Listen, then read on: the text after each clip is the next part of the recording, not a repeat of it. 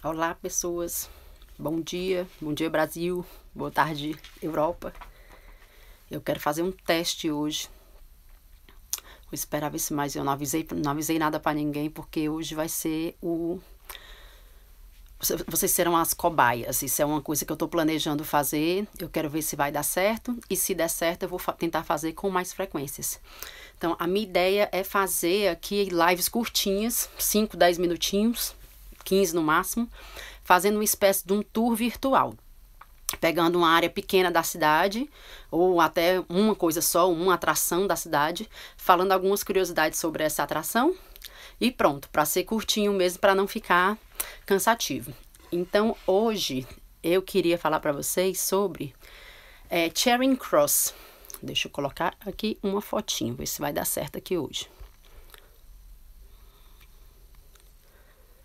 Pronto, eu vou colocar essa foto aí só para referência. Então, Charing Cross, para quem não sabe, para quem já veio a Londres, para quem não veio, é considerado o centro da cidade, é o marco zero da cidade. São de onde as medidas, as distâncias para as outras cidades são.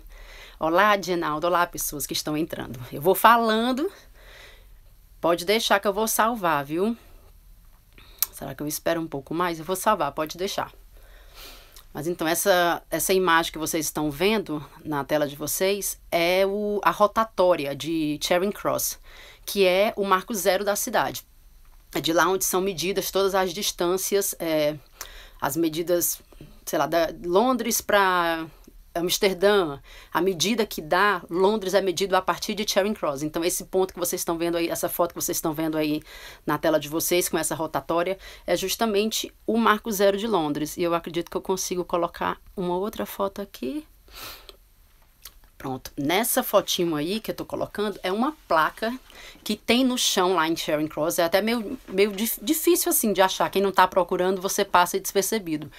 Mas essa placa está lá no chão dessa rotatória e escrito isso, que nesse local, ocupado pela a estátua, que hoje é uma estátua do rei Charles I, que está lá, antigamente era onde ficava a cruz de Eleanor Cross. Não sei se vocês conseguem ver direitinho aí. E aí tem dizendo que nesse local, a partir de Londres, são medidas todas as distâncias, né? E aí eu queria falar para vocês sobre essa história da Eleanor Cross, essas cruzes de Eleanor. Deixa eu mostrar aqui para vocês uma foto, só para ter uma referência. Pronto. O nome Charing Cross, até para dar uma explicação do porquê que essa área chama Charing Cross, Charing é uma palavra que em inglês antigo significava algo como esconderijo. E antigamente essa região chamava só Charing mesmo. E passou a ser chamada Charing Cross porque o rei Eduardo I, quando a mulher dele morreu, a mulher dele era Eleanor de Castilha. Quando ela morreu numa cidade chamada Harby, em Nottinghamshire. Nottinghamshire, coisa difícil de falar, meu povo. E aí ele fez uma procissão para trazer o corpo dela, a partir dessa cidade de Harby até a Abadia de Westminster, que é onde ela foi enterrada. E como era uma distância bem grande, são mais ou menos 300 quilômetros, eles fizeram paradas estratégicas ao longo do caminho para que as pessoas pudessem descansar até chegar ao ponto final, que seria a Abadia de Westminster. Então, um último ponto dessa parada foi no local de Charing. E aí o que aconteceu? Depois do enterro, depois da morte da Eleanor de Castilha, o rei Eduardo pediu para que fossem construídas cruzes em todos os locais, em todas as 12 paradas onde o corpo dela descansou ao longo da jornada de Nottinghamshire até a Abadia de Westminster. E Charing foi o último local onde o corpo dela descansou antes de chegar na abadia. Para quem conhece sabe que é bem pertinho, alguns metros de distância. Então, o nome Charing Cross ficou com esse nome Cross no final por conta dessa história da Eleanor de Castilha, das cruzes de Eleanor de Castilha. Só que a gente não vê mais essa cruz lá hoje em dia, ela foi destruída. Eu não sei se vocês sabem, mas a gente passou um período aqui vivendo com o governo puritano do Oliver Cromwell. Eu vou falar um pouco sobre isso mais pro final. E ele mandou destruir tudo que fosse relacionado à monarquia. e infelizmente essa cruz que a gente está vendo hoje não existe mais porque ela foi destruída. Aí, por falar no Cromwell, né, do governo do Cromwell, eu vou mostrar para vocês o que é que hoje está no local onde era essa cruz de Leonor de Castilha. Deixa eu mudar aqui. Só para vocês terem uma visão mais periférica da coisa. Hoje o que a gente tem no local onde era a cruz é essa estátua equestre do Charles I. E como vocês podem ver, eu acredito que dá para vocês verem aí, atrás dessa estátua é a Trafalgar Square e a National Gallery. Agora deixa eu voltar para um close melhor da estátua. Assim fica melhor. Então, curioso dessa estátua, ela foi colocada aí no local da cruz da Leonor de Castilha. Para quem não sabe, não sei se todo mundo aí acompanhou a live que eu fiz sobre a National Portrait Gallery, eu falei um pouco sobre o Charles I. Deixa eu ver se eu peguei uma fotinho dele. Tá aqui. Então, para quem não sabe, o Charles I, ele foi o único rei da Inglaterra a ter sido decapitado. Ele era filho do James I, que era James VI na Escócia. Ele era da dinastia dos Stuarts, que veio logo depois da Elizabeth I. A Elizabeth I morreu sem deixar nenhum descendente, ela era da dinastia dos Tudors, morreu sem deixar nenhum descendente e começou a dinastia dos Stuarts. Então, o pai dele era o James VI na Escócia, virou James I aqui da Inglaterra, juntamente da Escócia. E o Charles I, que é esse que a gente está vendo na foto, era o filho desse James. E ele acreditava numa coisa chamada Divine Right of Kings, que é mais ou menos... Ele não aceitava que autoridade nenhuma na Terra tivesse poder sobre ele. Ele achava que o poder dele vinha diretamente de Deus e que ninguém podia contestar, porque Deus que deu esse poder a ele. Então, por conta disso, haviam muitas brigas entre a monarquia e o parlamento, porque o parlamento estava tentando restringir os poderes da monarquia e ele, obviamente, não estava muito satisfeito com essa história. E rolavam muitos conflitos. Ele também foi o primeiro e único rei da Inglaterra a ter entrado na Casa dos Comuns, que é onde acontece o parlamento, né? Ele entrou na Casa dos Comuns e demandou que os seus inimigos, os MPs que falassem mal dele, fossem presos. Mas esses MPs já tinham sido avisados antes e fugiram. E por conta disso, fugiram, ele ficou pé da vida, o Charles I, e decidiu sair de Londres e levantar um exército para lutar justamente contra os parlamentares. Os parlamentares que eram liderados pelo Oliver Cromwell, que eu mostrei para vocês. Deixa eu mostrar uma fotinho do Oliver Cromwell. Esse aí é o Oliver Cromwell. O Oliver Cromwell era o líder dos parlamentares. Então, isso foi o que deu início à Guerra Civil aqui na Inglaterra, que eram os monarquistas de um lado, liderado pelo Charles I, e os parlamentares do outro, liderado por esse que a gente está vendo na foto, que é o Oliver Cromwell. A guerra durou mais ou menos uns 9 anos, a Guerra Civil, e esse rapaz da foto, o Oliver Cromwell, saiu vitorioso. E com a vitória, o Charles I, vou voltar para o Charles I, foi julgado, condenado e foi condenado à morte. Foi decapitado em frente ao Banqueting House, que é um local que ainda existe aqui, dá para visitar quem quiser, que fica na rua ali de Whitehall. Que tem gente que se refere ao Whitehall como se fosse nosso esplanada dos ministérios. É uma rua que tem muitos prédios governamentais, um do lado do outro. Agora deixa eu mostrar aqui para vocês de novo a estátua. Agora, de novo, o porquê que essa estátua está aí. Deixa eu ver o que é que eu anotei para eu não me esquecer.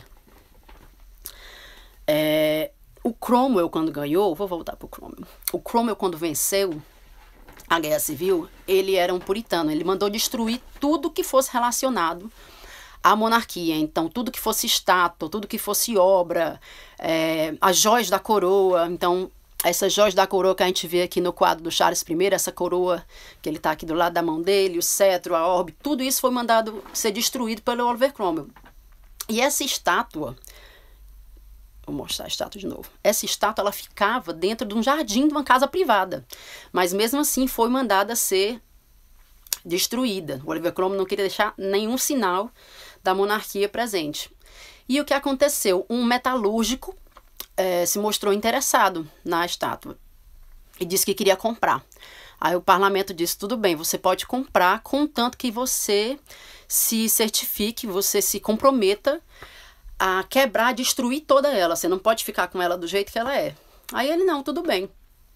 Destruiu a estátua, despedaçou em vários pedacinhos, teve que mostrar, ele tinha que mostrar para o parlamento que tinha de fato destruído, então mostrou para as pessoas lá os pedaços de metais que ele tinha depois da destruição da estátua, e tudo bem. E esse metalúrgico não só destruiu, depois eu vou voltar nessa história, não só destruiu, como começou a vender talheres. Ele começou a fazer talher desse metal, supostamente da estátua, e vendia tanto para as pessoas que apoiavam a monarquia, para os monarquistas, como para os parlamentares, porque imagina só a propaganda disso. Você não quer um jogo de talher para sua casa que foi feito da estátua, que era do Charles I? Então, tanto quem era monarquista queria, porque era um baita souvenir, uma baita lembrança você ter o talher feito da estátua, que era a estátua do rei, como para os parlamentares também era uma certa, como a gente fala, uma certa, não ironia, mas assim, uma brincadeira de ter o talher que era feito da estátua do rei, que era o seu inimigo. Então ele vendeu vários talheres, vários conjuntos de talheres, dizendo ser dessa estátua que ele havia derretido. Mas o que aconteceu? Como a gente sabe, a monarquia ainda existe aqui na Inglaterra, né? Então nós tivemos uma restauração da monarquia. Em 1660, o Charles II... acho que eu não peguei foto do Charles II para mostrar para vocês. Não peguei. O Charles II voltou para a monarquia, foi convidado para virar rei novamente. Virar rei novamente não, para tomar o lugar de rei novamente na Inglaterra. E o metalúrgico que havia comprado essa estátua, na verdade, disse que tinha escondido, que nunca tinha destruído ela, que ele tinha... Tem gente que diz que ele enterrou no próprio jardim dele. Então, ele não destruiu a estátua, então foi descoberto que a estátua ainda existia, e o parlamento mandou que fosse devolvido ao povo. Então, Charles II, que é filho desse homem que está aí em cima do cavalo, mandou que a estátua fosse colocada no local onde ela está hoje, que é justamente na pontinha da Trafalgar Square, na ponta sul da Trafalgar Square, nessa rotatória, que é o marco zero da cidade. A estátua está lá e, ironicamente, ela está olhando sentido Whitehall, que é sentido local aonde ele foi decapitado. E na ponta da estátua tem isso aqui escrito. Ó, tá aqui. Essa estátua de bronze foi feita em 1633, aí diz o nome do rapaz que mandou fazer a estátua, que era Richard Weston, o nome do escultor, que era um francês, tá aí o nome dele, eu não vou nem tentar falar esse nome, porque francês péssimo. E, curiosamente, é uma das estátuas mais antigas de Londres, justamente porque não foi destruída durante o governo do Oliver Cromwell, porque o metalúrgico conseguiu esconder para ninguém ver. Agora, voltando sobre a Eleanor Cross, a cruz de Eleanor, que existia nesse local antes de ser a estátua. Então, originalmente, ela seria mais ou menos como essa aqui. Só para vocês terem uma ideia. Então, infelizmente, ela foi destruída, como eu falei para vocês, mas aí, séculos depois, em 1865, uma réplica foi construída, e eu vou mostrar agora a réplica para vocês. Uma réplica foi construída, obviamente essa é mais ornamentada, é mais cheia de detalhes do que a original.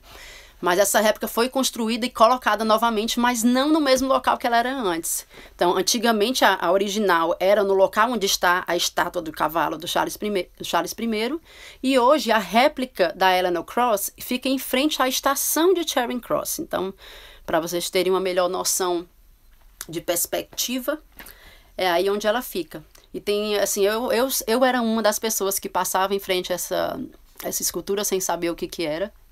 Eu acredito que muita gente mora aqui em Londres, ou quem já visitou Londres, passou muitas vezes em frente, tanto essa estátua do Charles I, como a cruz de Eleanor, e não sabia do significado e da história e da curiosidade dela. Então, é isso que eu tinha para falar para vocês. Eu vou fazer curtinho mesmo, para não ficar cansativo. Tá aí a estátua, tá aí a Trafalgar Square atrás. E eu espero que vocês tenham gostado. Se isso der certo, me deem um feedback. Eu não cheguei nem a ver as perguntas, gente. Eu tenho que ficar um pouco mais à vontade com a questão das lives, que eu ainda fico meio nervosa. Mas eu espero que vá melhorando com o tempo for passando. E o que eu quero falar para vocês é, eu vou tentar fazer isso com mais frequência, de novo, coisas curtinhas, coisas pertinho, 5, 10 minutos, mas que seja uma espécie de um passeio virtual. E eu vou fazer, para quem quiser, para quem puder, e para quem tiver interesse, eu fiz um link de uma conta no PayPal, eu coloquei o link na bio aí, eu acho que é paypal.me/Thaís em Londres. Então quem quiser e quem puder ajudar com qualquer valor, por favor, fiquem à vontade. Mas também quem não puder, fique à vontade também para assistir, porque conhecimento e histórias e curiosidades servem para isso, para a gente passar adiante, senão não vale a pena. Então, um beijo aí para vocês, espero que tenham gostado.